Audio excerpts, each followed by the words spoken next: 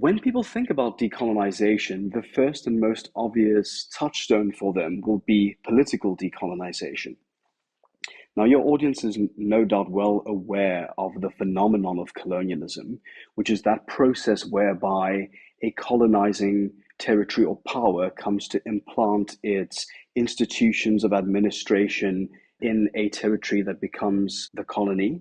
That territory becomes the subordinate territory of that colonial power, and that territory then becomes subject to economic organization, power relations, and various kinds of cultural or ideological influences emanating from that master territory or colonial power.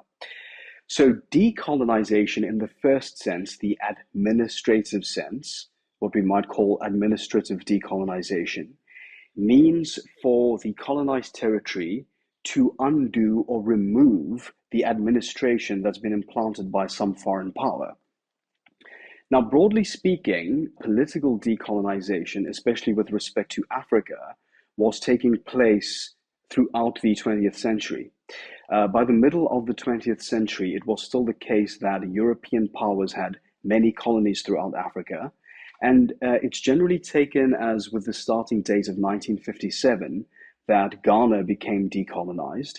And thereafter, a period of rapid decolonization took place throughout the 60s and 70s in Africa. It reached a point of incredible acceleration in the 1970s or 1960s.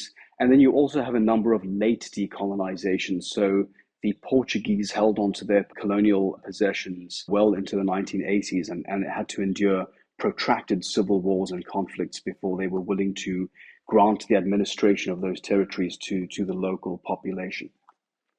So that's one sense of political decolonization. It means the process whereby that those native peoples take control of political sovereignty of their country, take control of the institutions of administration, and gain independence from this colonizing power. Then a second, more complicated meaning of political decolonization would be we should reflect on and be critical of these very institutions themselves. So you might say the rules of management, the government, the bureaucracies, the judiciary, all of these institutions that were implanted in this colony via the colonial power, we want to ask ourselves, are these helpful to us? What power do these institutions continue to serve? Are they exploitative or do they enable the possibility of freedom and progress by those people? Of course, that is a much more complex question because it's not now simply about a personnel change in which local people inherit those institutions and take control over them, but it's about asking more meaningful questions as to what is the value of these institutions and how should they be adapted or modified or changed in some way so as to better reflect the needs of that local population. Now, that critique is something that you find in Africa as far back as the 1960s, at least. And an anti-colonial thinker who is a kind of exemplary thinker and one of the high canonical thinkers associated with the anti-colonial discourse. This is the Algerian Martinican anti-colonial psychiatrist by the name of Frantz Fanon. So your listeners may be familiar with his landmark texts, Black Skin, White Masks, or The Wretched of the Earth. Fanon was cautioning during the early days of the political decolonization moment of what he called a comprador bourgeoisie. So this was a local elite who were inheriting those political institutions left behind by colonialism without any real attempt to disrupt the relationships of power that those institutions had for many decades, and in some cases even centuries, managed between the European colonial powers and, in this case, the African colonies. So he said that this is a class of intermediaries. Their goal is to manage the colonial territory on behalf of the former colonial overlords. They seek to enrich themselves. They don't have the interests of the local people at heart.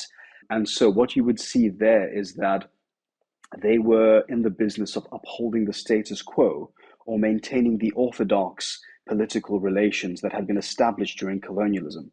Of course, the effect of this would be that local people would continue to be disempowered. that they would be subject to economic policies and state policies whose goal was to maintain the enrichment and development of their former colonial powers, and that they would therefore become the victims of this. So, in that more meaningful sense, even with political decolonization, you could say that yes, administratively, political sovereignty has been achieved, independence has been achieved, but unless we are going to be much more critical about what to do with these institutions and how to reorganize them and reorient them so as to break with the exploitative and extractive processes of colonialism, then in that sense, you might say that decolonization is arrested or incomplete in some way. There's something further that has to be done with respect to these institutions, who's going to govern them, etc. And so that's what I mean by political decolonization.